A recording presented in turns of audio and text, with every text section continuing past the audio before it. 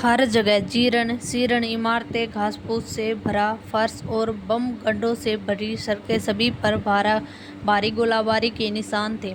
Raigarh campus में यह जगह खामोशी का एक दुर्लभ स्थान था। फिर भी उस खामोशी में खून की ठंडी गंध और एक अशुभ शांति थी। खून के कुंडों से ढका फर्श वर्दी पहने शवों से भरा था।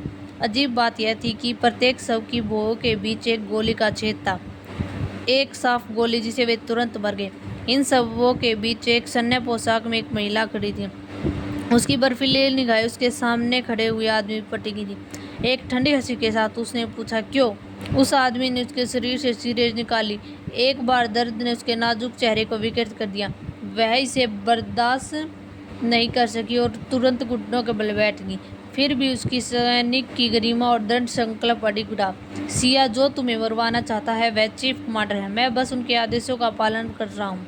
क्या तुम्हें लगता है कि तुम मेरी जान ले सकते हो? उसने तिरस्कार से नाक सिकोड़ी।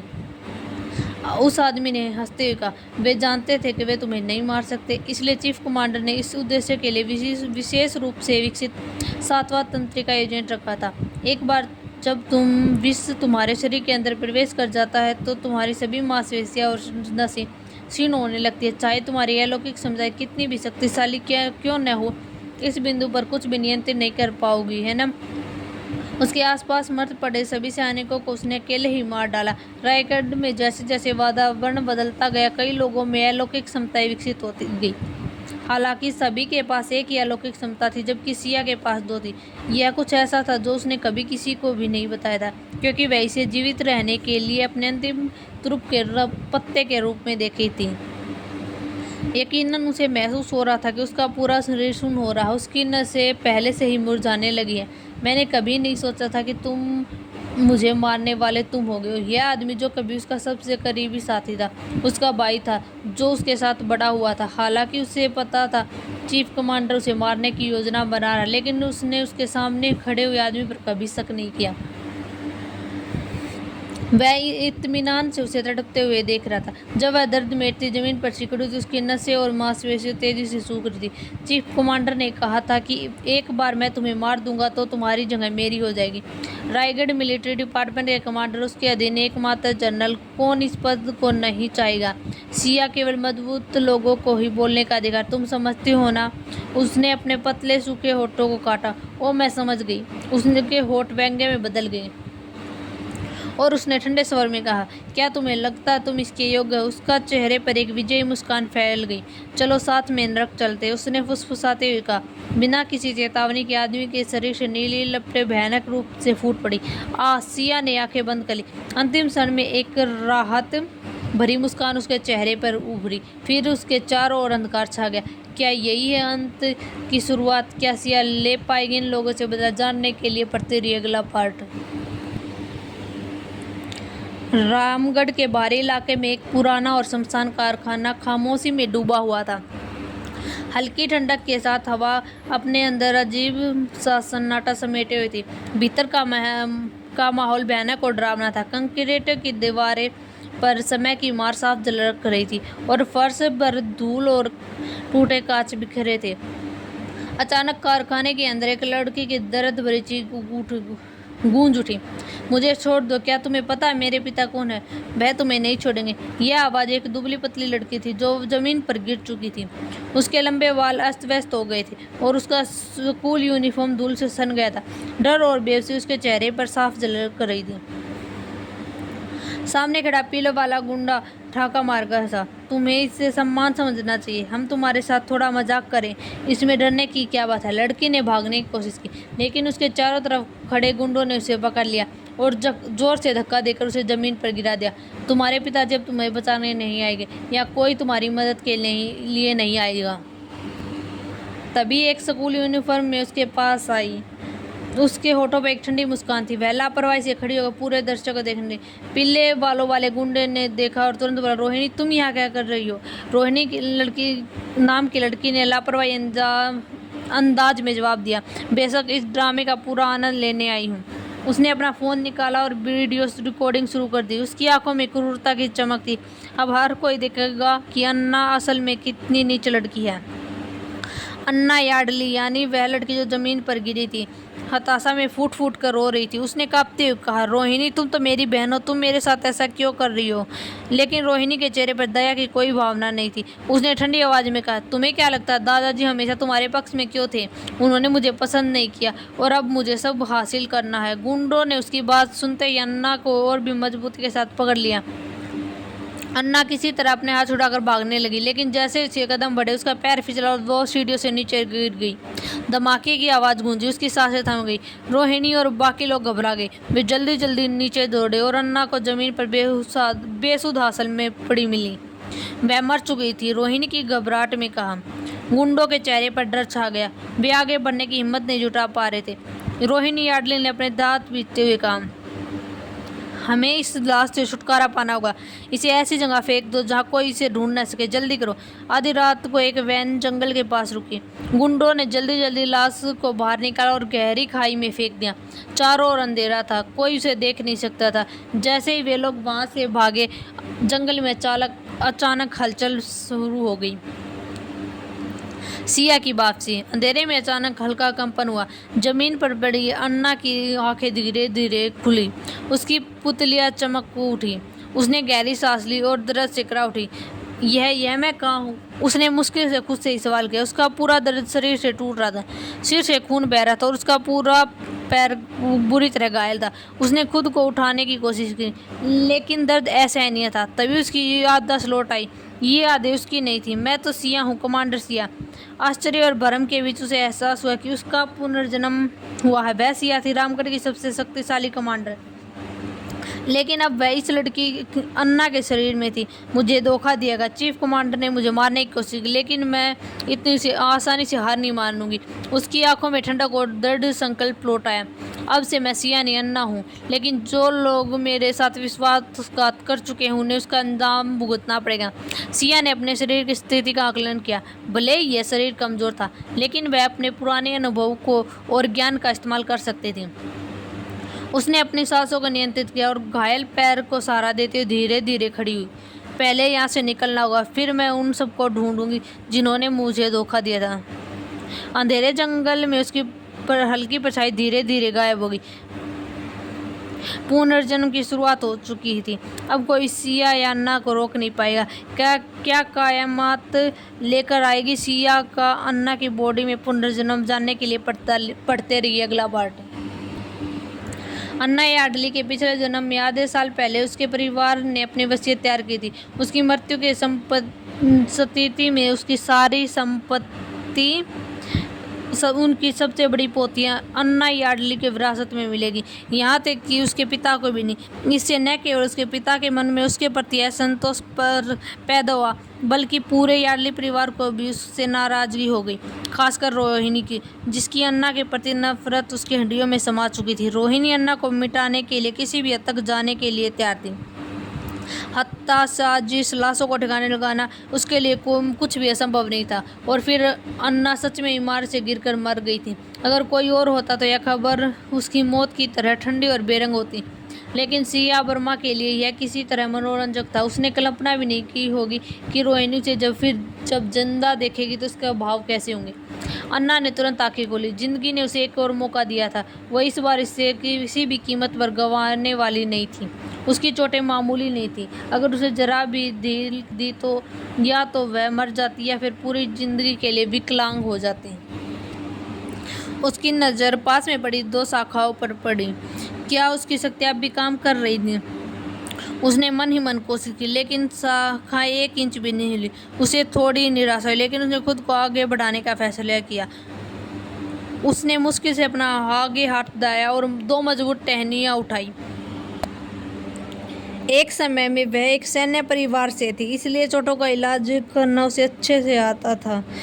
उसने उन टहनियों को अपनी टूटी टांगों के सहारे, दूसरी चोट पहले से ही पड़ी बनकर सूख चुकी थी। उसने अपने कपड़ों को फाड़कर पट्टी बना ली। उसे काफ़ी खून खो दिया था, लेकिन इस समय उसके पास कोई और चारा नहीं था। जब वह अपने जख्मों की देखभाल कर रही थी तभी जंगल में बाहर से रेस कारों के इंजन गरजने की आवाज़ आई। उसने ऊंचाई से देखने पर पहाड़ी पर चमकती लाइटें दिख रही थी। चारों ओर लाल और नीले झंडे लहरा रहे थे। सामने लग्जरी कारों की लंबी कतारें थी। दोनों तरफ काफ़ी लोग खड़े थे, ज़्यादातर 20 के आसपास के युवा। हर एक के साथ एक लड़की थी। यह किसी आम रईसी की दौड़ नहीं थी। यहाँ मौजूद कारों पर या तो सैन्य या फिर सरकारी या सैन्य लाइसेंस प्लेटें लगी हुई थी।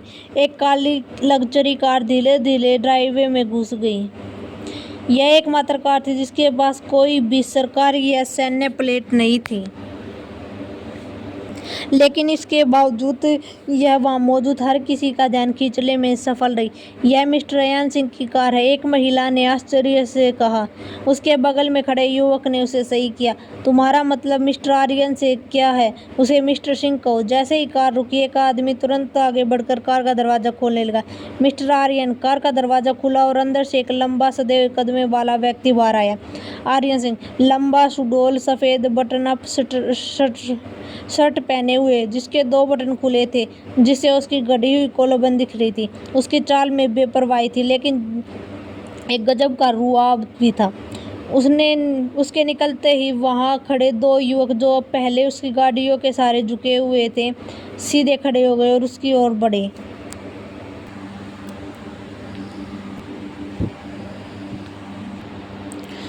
तुम आज यहाँ कैसे? उसमें से एक कबीर मेहता, जिसकी चमत्कार आंखें और आकर्षक चेहरा था, उसने पूछा।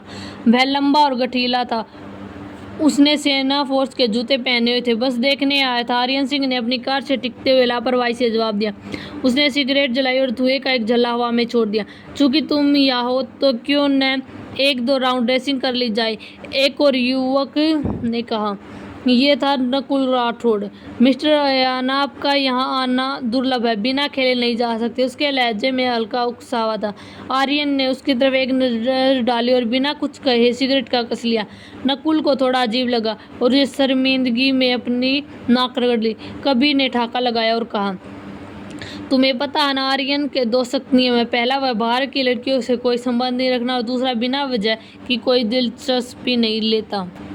पास में ही खड़े लोगों ने आपस में कानाफूसी शुरू कर दी।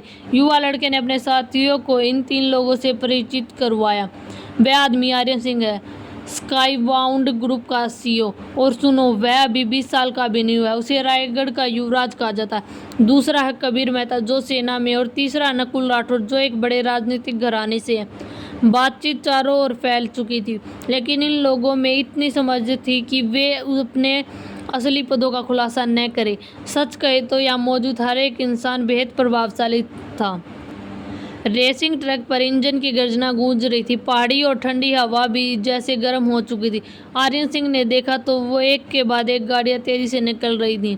आमतौर पर शांत और संयमित रहने वाला आर्यन को उस रात अजीब बेचैनी महसूस हो रही थी। उसने अपनी कार की चाबी अंगुली में घुमाई और फिर कसर कर पकड़ ली।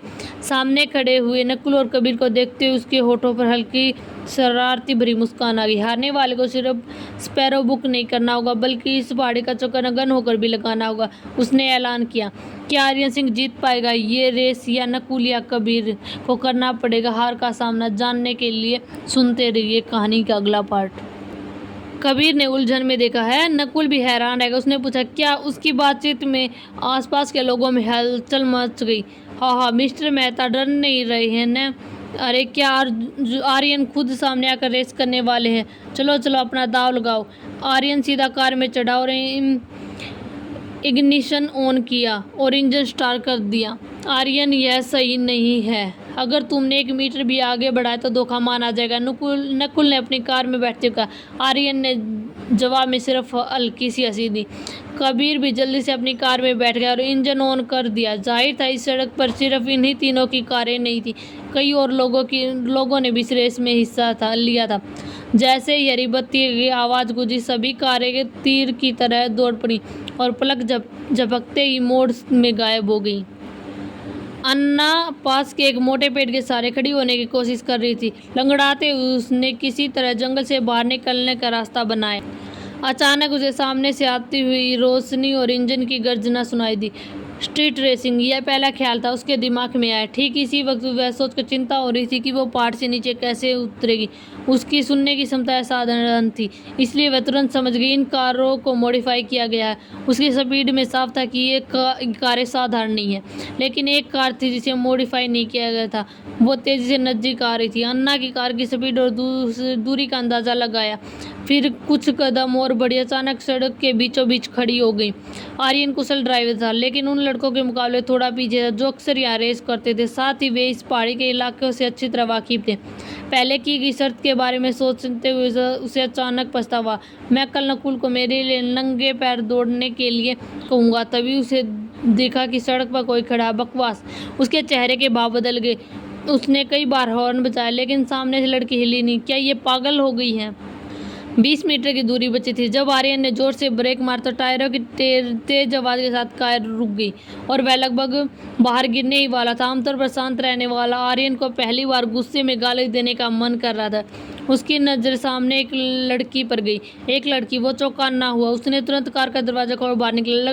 लड़की की पिंडली पर लकड़ी की 2 छड़ियाँ बंद थी, जो शायद फ्रैक्चर का संकेत था। उसके कपड़े धूल और मिट्टी से भरे हुए थे, लेकिन आंखें इतनी चमत्कार थी। अंधेरे में भी उसकी आंखों में एक अनोखी चमक थी।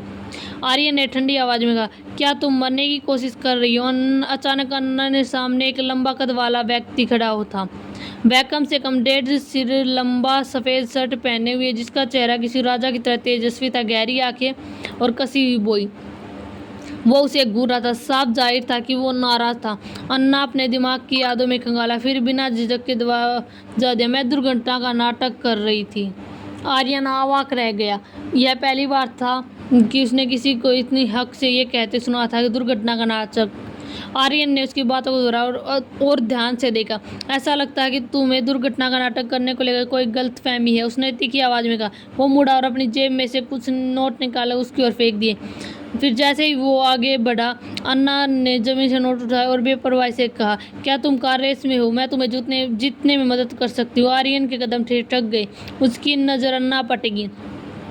क्या तुम मजाक कर रही हो? अन्ना ने बिना किसी हड़बड़ी के कहा, तुमने अभी अपना पहला चक्कर पूरा किया होगा।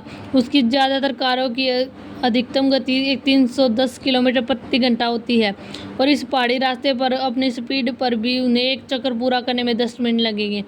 तुम्हें यहाँ जो 5 मिनट बर्बाद किए उसे ध्यान में रखते हुए मैं तुम्हें तीसरे चक्कर तक उनके बराबर पहुंचा सकती हूँ। आर्यन की आंखों में हल्का सा बदलाव आया। उसने एक पल सोचा और पूछा, और बदले में? अन्ना ने संजीदगी से कहा, तुम मुझे इस पहाड़ से नीचे ले जाकर अस्पताल छोड़ दोगे। फिर एक सेकंड बाद उसने जोड़ा, और हाँ, तुम्हारे पैसे मैं वापस नहीं करूँगी। आर्यन के चेहरे पर तनाव उभर आया। फिर उसने लंबी सांस ली, मुड़ा और यात्री सीट की ओर बैठ गया। ठीक है, कार में बैठो। अन्ना ने एक पल देखा, फिर हल्की सी मुस्कान के साथ अपनी जगह ली। वो ड्राइवर सीट पर बैठ गई। उसने दरवाज़ा बंद किया। उसने पास से ही एक मोटी टहनी तोड़ी और उसे अस्थायी पैर की तरह इस्तेमाल किया। उसकी बाई पिंडली टूटी हुई थी, इसलिए ब्रेक को ठीक से दबा पाना मुश्किल था, लेकिन उसकी हर हरकत व्यवस्थित और आत्मविश्वास से भरी थी। आर्यन उसे ध्यान से देखा। क्या ये लड़की सच में कार चला सकती है? अन्ना ने स्टीयरिंग संभाला और कार तेज की आवाज़ के साथ स्टार्ट हो गई। क्या अन्ना और आर्यन में हो जाएगी दोस्ती, और क्या अन्ना चला पाएगी कार? जानने के लिए सुनते रहिए अगला पार्ट। शुरुआत में आर्यन को लगा था कि यह लड़की सिर्फ दिखावा कर रही है, लेकिन अगले ही पल उसने कार स्टार्ट कर दी और उसकी आंखों में कुछ बदलता सा महसूस हुआ। अन्ना का एक हाथ स्टीयरिंग व्हील पर था। उसकी नज़रें सड़क पर अड़िग थी। उसके चेहरे पर वही गंभीरता थी जो आर्यन ने पहले का सिर्फ जाबाज सैनिक या अनुभवी निशानेबाजों की आंखों में देखी थी। एकदम सटीक और आत्मविश्वास से भरी और अड़िग। कसकर पकड़ो, अन्ना ने अचानक कहा। आर्यन की हल्की त्योरी चढ़ाई, लेकिन बिना कोई सवाल किए छत पर लगे हैंडल को कसकर पकड़ लिया। अगले ही पर कार ने एक तेज मोड़ पर अद्भुत घुमाव किया और बड़े ही आराम से आगे बढ़ गई। आर्यन लगभग अपना संतुलन खो बैठा, लेकिन उसने खुद को संभाल लिया। उसकी नज़र अब अन्ना पर थी। उसने इस लड़की को पहले काफ़ी हल्के में लिया था, लेकिन अब उसकी धारणा बदल चुकी थी। तुम गजब की ड्राइवर हो, उसने शांत भाव से कहा। अन्ना बिना नजरें हटाए जवाब दिया, मैं कुछ साल तक सामान डिलीवर किया करती थी। रेसिंग ट्रैक पर। आर्यन हल्के अंदाज में पूछा। अन्ना ने एक ठंडी नज़र से देखा, लेकिन आगे कुछ नहीं कहा। तभी आर्यन ने देखा कि अन्ना के पीठ पर, सिर पर, माथे पर, हाथों में हर एक जगह खून के निशान थे, जो अब फिर से रिसने लगे थे। खून की तीखी गंध पूरी कार में भर गई।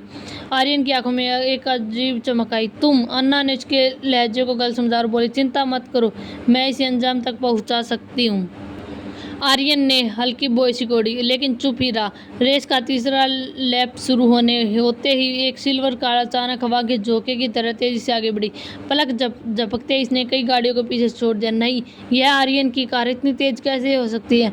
क्या यह बहाव था? मैंने ऐसा कभी नहीं देखा। आगे नकुल राठौर और कबीर मेहता ने अपने रिव्यू मिरर से उस सिल्वर कार को तेजी से जाते हुए देखा और अवाक रह गए। आर्यन ने अचानक इतनी खतरनाक ड्राइविंग करना कब शुरू कर दिया? आखिरकार प्रतियोगिता अपने सबसे रोमांचक मोड़ पर आ गई। अंतिम लैप। नकुल और कबीर की कारें आगे थी, लेकिन सिल्वर कार अब भी उनके पीछे थी। आर्यन की नजर अन्ना पर थी। खून की गंध अभी भी हवा में थी और उसकी त्वचा हर पल और ज्यादा पीली होती जा रही थी। अगर उसे उसके सौदे के बारे में पता नहीं होता तो शायद वह सोचता कि यह कोई भूत है जो उसकी कार चला रहा है। वह लड़की आखिरकार कौन है? वह इस पहाड़ पर क्या कर रही थी? इतनी जख्मी हालत में भी गाड़ी कैसे चला रही थी? आर्यन ने मन ही अनगिनत सवाल थे, लेकिन उसने एक भी नहीं पूछा। वह बस चुपचाप उसकी हर हरकत पर नजरें रखे रहा। तभी अन्ना ने थ्रोल बढ़ाया। कार की हॉर्स पावर पूरी ताकत से गरज उठी। उसने अचानक स्टीयरिंग व्हील घुमा दिया, जिससे सिल्वर कार ने एक अद्भुत मोड़ लिया और देखते ही देखते सैकड़ों मीटर की दूरी तय कर ली। आर्यन पागल हो गया है क्या? यह पहाड़ी सड़क है, इतनी स्पीड से चलाना खुद को मारने जैसा। कबीर और नकुल बुरी तरह घबरा गए। अगर मरने का इतना ही शौक है तो अकेले मर, हमें मत ले जुब, नकुल चिल्लाए। लेकिन तब तक बहुत देर हो चुकी थी। आर्यन ने अपने ईयरपीस को निकालकर एक तरफ फेंक दिया। उसके लिए अब कोई शोर बर्दाश्त करना मुश्किल था। उसने एक पल के लिए अपनी बगल में बैठी शांत युवती को देखा और पहली बार उसे इस पर पूरा यकीन होने लगा कि यह लड़की साधारण नहीं है। जब सभी को लगा कि कार टकरा जाएगी, तभी अन्ना ने स्टीयरिंग एक झटके से घुमाया और चमत्कारी ढंग से दोनों गाड़ियों के बीच में संकरी जगह से फिसल गई। जैसे ही वे गाड़ियों के बीच से निकली, एक सनी चिंगारी और फिर सिल्वर कार सीधे ट्रैक पर वापस आ गई। सबने अपनी सांसें रोक ली। जब तक नकुल और कबीर समझ पाते, तब तक वह कार फिनिशिंग लाइन पार कर चुकी थी। चारों तरफ सन्नाटा। नकुल ने अपना सिर पकड़ लिया। यह असंभव है। कबीर भी दंग रह गया। और ये लड़की कौन है? आर्य ने कुछ कहा। उसकी नज़र बस अन्ना पर थी। जो कुछ भी हुआ था वो सिर्फ एक रेस नहीं थी, यह कुछ और भी था। आखिर जब नकुल और कबीर को आर्यन की रेस में एक जख्मी लड़की को देखेंगे तो कैसा रिएक्शन देंगे? तो सुनते रहिए अगला पार्ट। जानने के लिए सुनते रहिए अगला पार्ट। हम जीत गए। अन्ना की आंखों में अब भी वही चमक थी, लेकिन उसकी ताकत जवाब दे चुकी था। अचानक आर्यन को लंबे समय तक हॉर्न बजने की आवाज़ सुनी दी। जैसे ही उसने नजर घुमाई, उसने देखा अन्ना बेहोश हो चुकी है। उसका सिर स्टीयरिंग व्हील से टकरा गया था। अन्ना! आर्यन ने बिना देर किए उसे की सीट बेल्ट खोली और झटके से कार का दरवाज़ा खुला। फिनिश लाइन पर खड़ा व्यक्ति उसे बधाई देने ही वाला था कि उसने देखा आर्यन तेजी से ड्राइवर की सीट पर गया और एक लड़की को अपनी बाहों में उठाया जो खून से लथपथ थी। क्या हो रहा? क्या सर? आर्यन को दौड़ते हुए किसी को टक्कर मार दी? भीड़ में खलबली मच गई, लेकिन आर्यन की आंखों में बेचैनी थी। उसके हाथों में बेसुध पड़ी। अन्ना का चेहरा नाजुक था, लेकिन उसकी हालत गंभीर थी। कर्ण! आर्यन ने गहरी सांस में कहा। जी सर, डॉक्टर रोहन से तुरंत संपर्क करो और उन्हें सिंह मैंसल भेजने के लिए कहो। ठीक है। करण ने एक नज़र अन्ना पर डाली, तुरंत फोन निकालकर डॉक्टर को कॉल लगाया।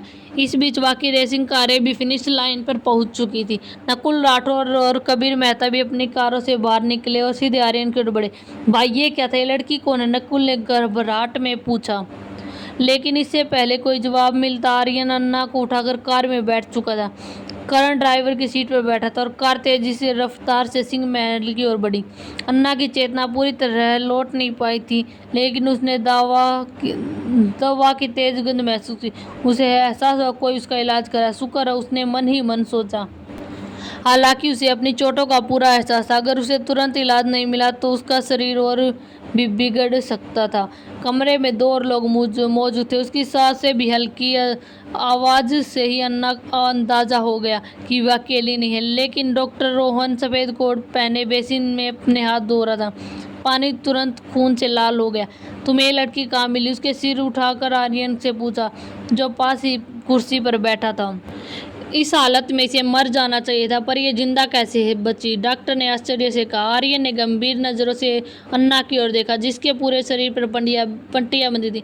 क्या तुम मेरी बात पर यकीन करो अगर मैं कहूँ कि यह एक ऊंची इमारत से गिरी थी? डॉक्टर ने हल्के हंसी के साथ। क्या? आर्यन की आंखें सिकुड़ गई। इसका सिर बुरी तरह चोटिल हुआ, शरीर पर कई फ्रैक्चर, आंतरिक अंगों का नुकसान पहुंचा और बहुत ही ज्यादा खून बह चुका। तुम्हें यकीन नहीं होगा, पर यह अभी भी जिंदा है। डॉक्टर रोहन ने सिर हिलाया और अपने हाथों में पकड़े स्केलपेल से खेलते हुए कहा, सच कहूँ तो इसके दिमाग को खोल कर देखना चाहता हूँ, आखिर यह जिंदा कैसे है? आर्यन की घूरती हुई नजरों ने डॉक्टर को चुप करा दिया। डॉक्टर ने तुरंत स्केल पेल वापस जेब में रखा और हड़बड़ाते हुए हंस पड़ा। मैं तो मजाक कर रहा था। वह जाने के लिए मुड़ा, लेकिन फिर एक पल के रुका और गंभीर स्वर में बोला, आर्यन, मैं एक विशेष श्रेणी का सैन्य डॉक्टर हूँ। उसने विशेष श्रेणी शब्दों पर जोर दिया। अगर आप इस लड़की के लिए थोड़ी इज्जत दिखाए तो मैं इसकी सराहना करूंगा। आर्यन ने उसे एक बार देखा। होठों पर हल्की मुस्कान आई। सफेद कपड़ों में एंजल, हाँ बिल्कुल, डॉक्टर ने कहा और गहरी सांस लेते हुए कमरे से बाहर चला गया। आर्यन की नजरें अन्ना के चेहरे पर टिकी थी। आखिर तुम कौन हो? क्या आर्यन को पता चलेगा अन्ना यार्डली के बारे में? तो जानने के लिए पढ़ते रहिए अगला पार्ट। आर्यन ने बिस्तर पर पड़ी युवा लड़की को देखा, जिसके घावों पर टाके लगाए जा चुके थे। उसका पूरा शरीर लगभग पट्टियों से लिपटा हुआ था। इमारत से गिर गई। इमारत से गिरने पर आमतौर पर दो संभावनाएं होती हैं, या तो यह आत्महत्या की या फिर किसी ने उसे नुकसान पहुंचाने की कोशिश की। लेकिन अगर यह आत्महत्या होती तो वह पहाड़ी दर्रों के बीच पाई ही नहीं जाती और ना ही वह मुझसे अस्पताल ले जाने की गुजारिश की। तो जाहिर है यह हत्या का प्रयास था। वह 15 या 16 साल से ज़्यादा की नहीं लगती। एक छात्र, आखिर वह ऐसी हालत में कैसे पहुंची? उसकी स्कूल यूनिफॉर्म को देखकर आर्यन को समझ गया कि वह पोलोरिस अकादमी की छात्रा थी, जो रायगढ़ की सबसे फेमस स्कूल है। उसने शांतिपूर्वक मेरी कार रोकी, उसने मुझे शर्त लगाई और अपनी भारत पर खरी भी उतरी। उसकी ड्राइविंग स्किल इतने बेहतरीन कि शायद विश्व स्तरीय रेसर भी उसके सामने टिक नहीं पाते। यह लड़की आखिर है कौन? उसने अपने जीवन में क्या क्या झेला? करीब 2 दशकों बाद पहली बार था आर्यन को किसी के प्रति इतनी जिज्ञासा महसूस हो रही थी। अन्ना की हल्की हल्की सांसें कमरे में गूंज रही थी, लेकिन बेहोशी में उसे महसूस हो रहा था कोई उसे अपनी लगातार नज़रों से देख रहा। वह भी पैनी गहरी नज़रों जो उसके कार में भी महसूस की थी, एक बाज की तरह जो अंधेरे में शिकार पर टकटकी लगाए हो। उसमें जात थी, सवाल थे। अनिश्चित समय पर सोने के बाद अन्या ने आखिरकार अपनी आंखें खोली। उसका स्वागत एक विशाल और भव्य कमरे में हुआ, जिसकी हर चीज़ सफ़ेद रंग में नहाई हुई थी। उसने खुद को देखा, हाथ सिर पर और पैर बंधे हुए थे। उसके शरीर में आईपी ड्रिप लगी हुई थी, जिसके अंदर तरल पदार्थ डाला जा रहा था। उसकी हल्की बोई सिकुड़ी। यह तो बहुत ही पुरानी तकनीक है। अगर यह मैरिनेड होता तो वह सेल रिजुनेशन सीरम का एक शॉट काफ़ी था और मैं तुरंत ठीक हो जाती। कमरे में कोई ही नहीं था। अचानक उसकी नज़र अपनी बाहों में लगी सुई पर पड़ी। उसकी सांसें तेज हो गई।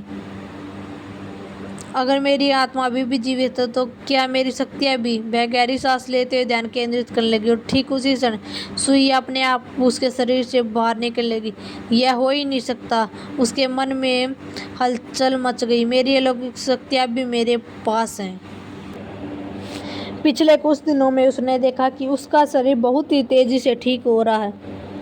यह उसके वर्तमान शरीर की विशेषता नहीं, बल्कि उसके असली रूप की याद दिला रही थी।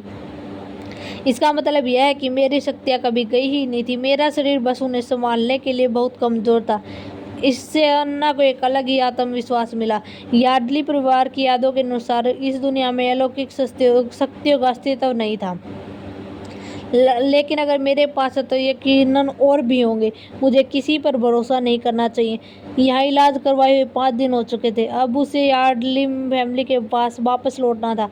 अगर वह और देर करती तो रोहिणी जरूर उसकी मौत की अफवाह फैला देती। इससे परिस्थितियाँ और उलझ जाती। अन्ना उठने की कोशिश करने लगी। उसने अपनी नसों में लगी हुई सुइयां बाहर निकालनी शुरू कर दी। ऐसा लगता है कि तुम्हें सच में मरने की जल्दी है। अचानक एक गहरी आवाज कमरे में गूंजी। अन्ना ने सिर उठाकर देखा। एक लंबा और ताकतवर आदमी दरवाजे के पास खड़ा था। उसकी आंखें ठंडी थी, उसके चेहरे पर हल्की सी दिलचस्पी थी, जैसे वह उसकी हर हरकत को परख रहा हो। तो ये तुम हो? अन्ना की आवाज़ में कोई बदलाव नहीं था। मेरी जान बचाने के लिए शुक्रिया। क्योंकि मैंने तुम्हें रेस जीतने में मदद की, अब हम बराबर हैं। आर्यन ने हल्की सी भौं खोली। इतनी कम की उम्र की लड़की, लेकिन उसके हाव भाव एक अनुभवी योद्धा जैसे थे। आर्यन ने पहले इसकी पूरी जानकारी निकाल ली थी। रायगढ़ के सबसे प्रतिष्ठित पोलारिस्ट अकेडमी। वह यार्डली परिवार की सबसे बड़ी बेटी थी। बराबर? आर्यन हल्के से हंसा। मैंने कहा हम बराबर हैं। वह उसके करीब आया और अचानक उसकी छाया अन्ना पर पड़ गई। अन्ना ने ध्यान दिया कि जहाँ उसने सुई निकाली वहाँ अब भी खून की बूंदें हैं। अगर हमने पहाड़ी दर्रे पर सौदा किया तो अब बात खत्म हो गई है। शर्तें बराबर रही या नहीं, इससे कोई फर्क नहीं पड़ता। अगर तुम मुझसे कुछ ज़्यादा उम्मीद कर रहे हो तो मुझे खेद है, लेकिन मैं तुम्हारी कोई भी मदद नहीं कर सकती। उसकी आवाज़ सख्त थी, जैसे उसने अपनी ज़िंदगी में कभी किसी के आगे सिर न झुकाया हो। आर्यन ने इस ठंडे रवैये को गहराई से देखा।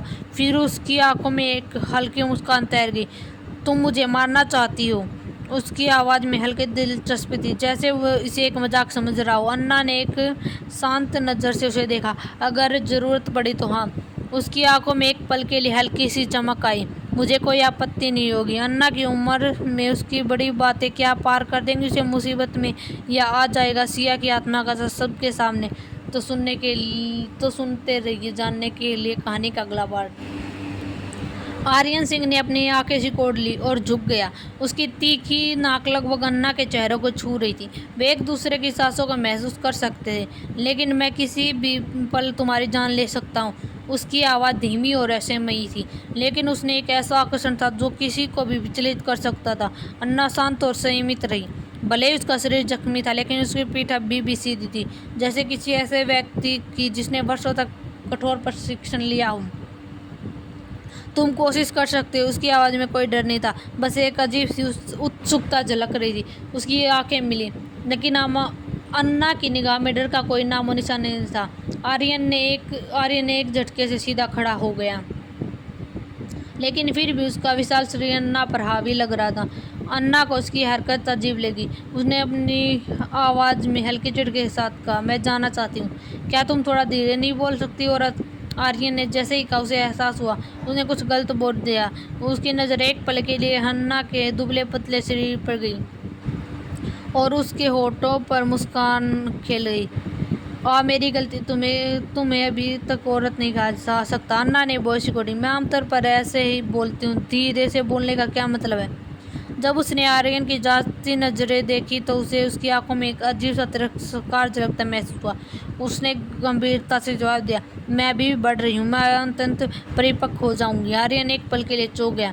उससे लगा कि उसने किसी आम लड़की को नहीं, बल्कि किसी अलौकिक प्राणी को अपने घर में जगह दे दी है। मुझे जाना, अन्ना ने कहा और अपनी बाह में डाली सुई को निकालने की धार बढ़ाया। तुम ऐसे ही चली जाओगी? क्या तुम्हें जरा भी परवाह नहीं है कि तुम कितनी बुरी तरह घायल हो? आर्यन की आवाज़ में झुंझलाहट थी। अन्ना ने उसको और देखा, लेकिन उसके हाव भाव में कोई बदलाव नहीं आया। मुझे कोई खतरा नहीं है, मैं बिल्कुल ठीक महसूस करी, मुझे जाना है। आर्यन ने गहरी सांस ली और उसके बगल में कपड़े को एक जोड़ा फेंकते हुए कहा, इसे पहन लो। अन्ना कुछ सेकंड के लिए रुकी, फिर आत्मविश्वास से बोली, ठीक है। आर्यन के होठों पर हल्की मुस्कान उभरी। कपड़े पहन लो और मैं तुम्हें जाने दूंगा, वरना तुम इस कमरे से बाहर भी नहीं निकल पाओगी। तब तो भी इस हवेली को नहीं छोड़ पाओगी। अन्ना ने एक नज़र अपने फटे हुए कपड़े पर डाली। उसके शरीर पर ज़्यादातर हिस्सा पट्टी और मरहम से ढका हुआ था। बिना कुछ कहे उसने फटे हुए कपड़े उतारकर जमीन पर फेंक दिए। एक पतली हल्की गुलाबी बरा अचानक हवा में झूल गई। आर्यन एक पल के लिए वही जम गया, फिर झटके से पलटा। अरे मैं एक आदमी, तुम्हें पता है क्या? तुम्हें शर्म नहीं आती? उसने दांत पीसते हुए कहा। उसे लगा जैसे उसके वर्षों का आत्म अनुशासन को अन्ना ने चकनाचूर कर दिया। रुको, मैं क्यों पलटा? उसने खुद से सवाल किया। मैंने पहले भी बहुत सी औरतों को देखा, जो महिलाएं जो अपनी खूबसूरती से मुझे लुभाने की कोशिश करती, लेकिन यह लड़कियां नाटे की ओर और अपनी बरा की ओर देखा। पहले जब वह युद्ध में थी तो उसे अपनी पोशाक पहनने में कभी झिझक नहीं हुई, लेकिन अब उसे अपने नीचे एक बुलेट प्रूफ जैकेट पहनती थी। उसे बोला आर्यन फिर से उसकी ओर पलटा। उसकी नज़र सीधे बराबर पर जा टिकी। अन्ना ने फिर सिर उठाकर घूरा। मुड़ो। आर्यन की आंखों में एक दिलचस्प चमक उभरी है, जैसे किसी नई दुनिया की खोज करने जैसा है। नहीं। अन्ना के गालों पर हल्की लाली दौड़ गई, लेकिन उसने तुरंत अपनी भावनाओं को काबू में कर लिया। आर्यन उसकी जेब को देखकर और भी ज्यादा दिलचस्पी लेने लगा। दिलचस्प। अन्ना को ने अपना निचला होठ हल्के से दबाया। वह परिस्थिति को समझाने में माहिर थी और वह जानती थी कि उसे इस आदमी से बचने की जरूरत है। उसे जीवन का दूसरा मौका मिला था और वह इसे इतनी आसानी से नहीं गंवाने वाली थी। अन्ना ने आर्यन को ठंडे लहजे में घुआ और अपने कपड़े पहनने की कोशिश करने लगी, लेकिन उसका घायल बाह के कारण उसे काफ़ी दिक्कत हो रही थी। आखिर दो मिलिट्री लोगों के मिल पाएंगे कभी दिल। एक उम्र में छोटी, दूसरा नौजवान लड़का। कैसा होगा इनका रिश्ता, जानने के लिए सुनते रहिए कहानी का अगला पार्ट।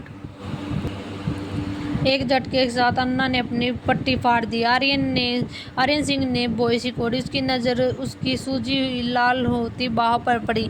अन्ना का बाह में फ्रैक्चर था, जिसे ठीक किया गया था, लेकिन अभी भी हल्की असहजता बनी हुई थी। फिर भी उसे दर्द की परवाह किए बिना शर्ट को अपने शरीर पर आधा पहन लिया। आर्यन बस खड़ा देखता रह गया, यह समझने की कोशिश करता हुआ कि यह लड़की किस मिट्टी की बनी है।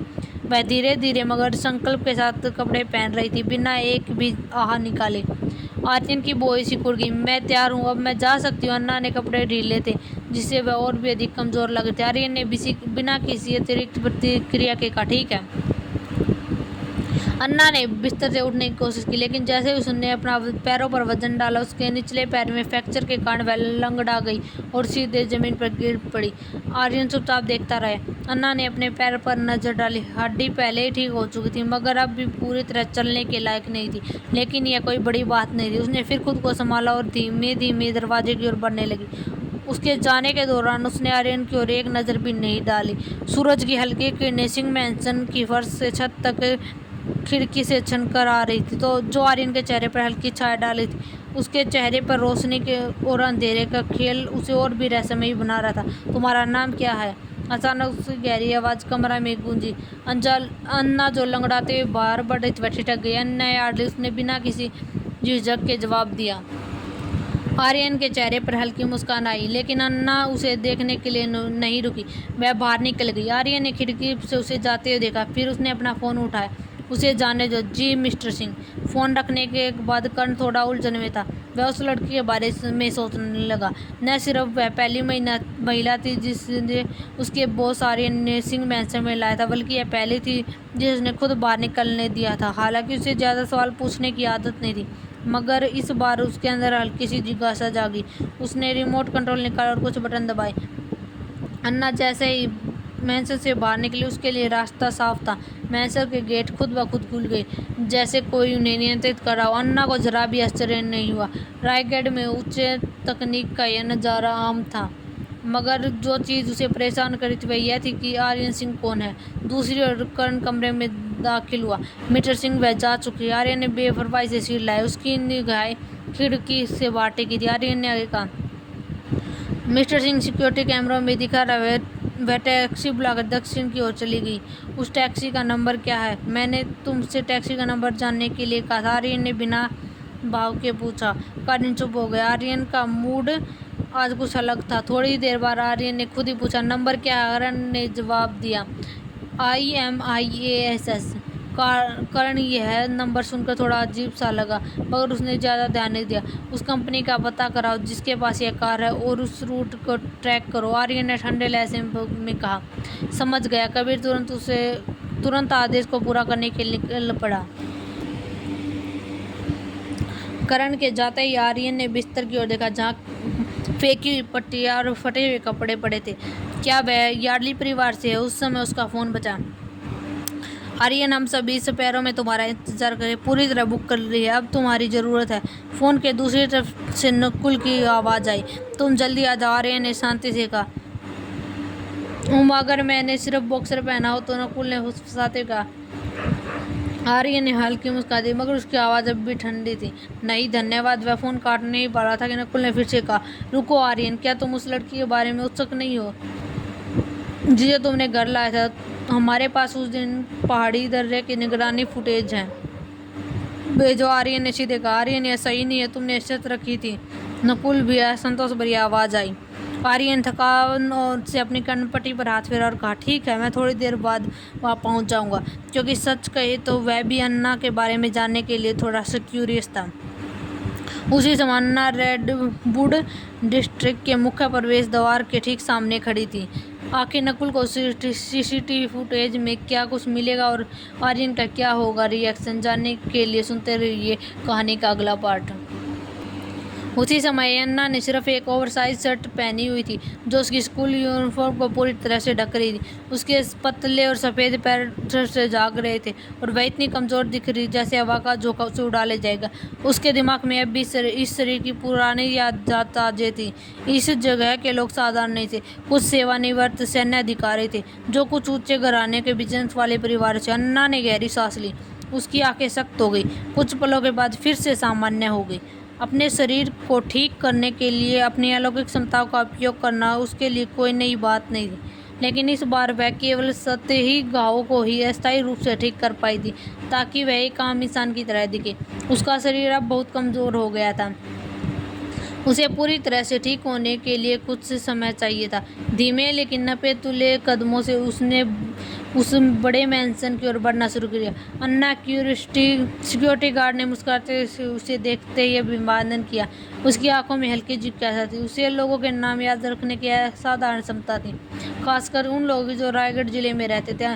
अन्ना ने हल्का सा सिर हिलाया और बिना कुछ कहे ही आगे बढ़ गई। पीछे से गार्ड ने उसके स्थिर कदमों को देखा और हल्का बुआ चढ़ ली। आज जाने यार्डली कुछ अलग लग रही है, वह बुदबुदाए। यार्डली मैंसन। डाइनिंग टेबल के चारों ओर माहौल बेहद तनावपूर्ण था। इतने दिन हो गए लेकिन अब तक कोई खबर नहीं मिली। आखिर क्या हो रहा? अरविंद यार्डली, अन्ना के पिता ने जोर से मेज पर हाथ पटका। पूरे हॉल में आवाज़ गूंजी। वसुंधरा यार्डली, अन्ना की सौतेली माँ, जो अपनी सीट पर थोड़ी बेचैन थी, उसने नज़र झुकाए हुए सोच में डूबी थी। अन्ना की मौत की खबर तो अब तक आ जानी चाहिए थी, उसने मन ही मन सोचा, लेकिन इतने दिन बीत जाने के बावजूद उसके बारे में कोई खबर नहीं थी। रोहिणी, जो हमेशा अपनी सौतेली बहन को नीचा दिखाने का मौका ढूंढती, अब भी वही कर थी। पापा, मैंने अन्ना को कुछ दिन पहले कॉलेज के लड़कों के साथ बाहर जाते देखा था। शायद वो इतनी मस्ती में व्यस्त थी कि घर आने का मौका ही भूल गई, उसने लापरवाही से कहा। अरविंद का चेहरा गुस्से से तमतमा गया। इतनी कम उम्र में लड़कों के साथ घूमना, वो भी रात भर बाहर रहना, हद हो गई। वसुंधरा तुरंत स्थिति को संभालने की कोशिश की। उसने अरविंद की ओर हाथ बढ़ाया, लेकिन उसने उसका हाथ झटक दिया। अरे जवान लड़कियां कभी कभी समय का ध्यान नहीं रखती, वसुंधरा ने हल्के स्वर में कहा। लेकिन अगर किसी को पता चले तो वह रात भर बाहर रही है तो उसकी इज्जत पर सवाल उठ सकते हैं।